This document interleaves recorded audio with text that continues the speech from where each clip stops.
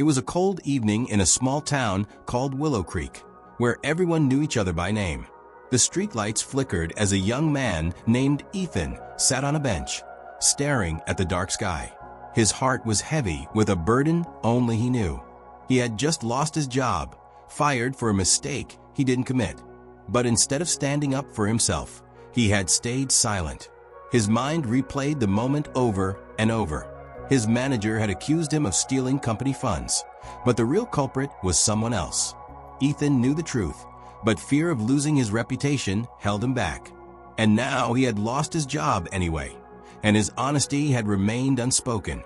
As he sat there, an old man with a calm face and wise eyes approached him.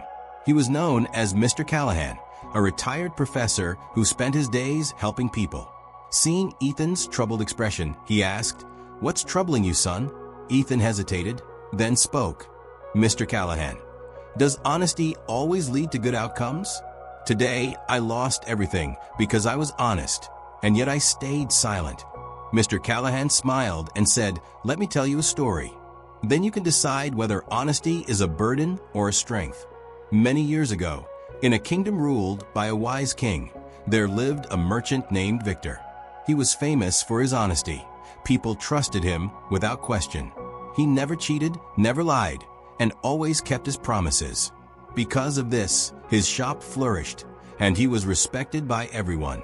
One day, a wealthy man named Simon visited Victor's shop. Jealous of Victor's success, Simon devised a plan to ruin him. He bought a large amount of goods and paid with gold coins, but before leaving, he secretly slipped a fake gold coin into the pile. A week later, Simon returned, furious. "Victor, you cheated me," he shouted. "You gave me a fake gold coin." News spread like wildfire. People gathered to see what would happen. Without panicking, Victor calmly replied, "I don't remember giving you a fake coin, but if I did, it was never my intention." Simon smirked, thinking Victor's reputation would now be destroyed. But what Victor did next shocked everyone.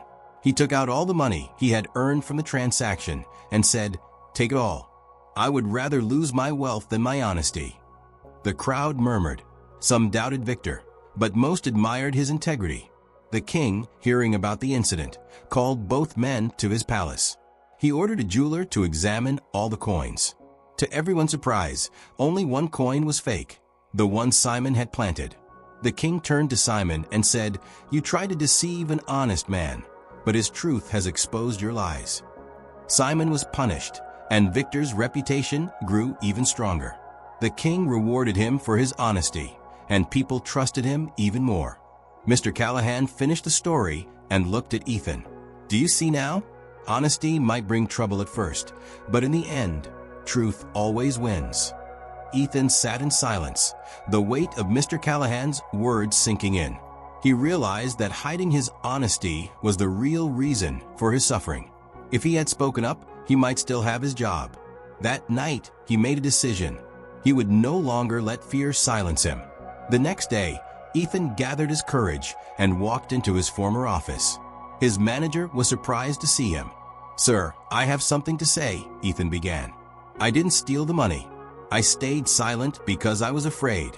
But today I choose honesty." He took a deep breath and pointed to the real thief. The manager was stunned. After investigating, they found that Ethan was telling the truth. The real thief was caught, and Ethan was offered his job back. But something had changed in Ethan. He no longer feared standing up for what was right. From that day on, he lived by a new principle. Honesty isn't just about telling the truth. It's about standing by it, even when it's difficult. Years later, Ethan became a well-known businessman, famous for his honesty. People trusted him, and his success grew beyond what he had imagined. Whenever someone asked him the secret to his success, he would smile and say, "Honesty is like a seed. At first it seems small and weak, but if you protect it and nurture it, it grows into a mighty tree that can never be uprooted."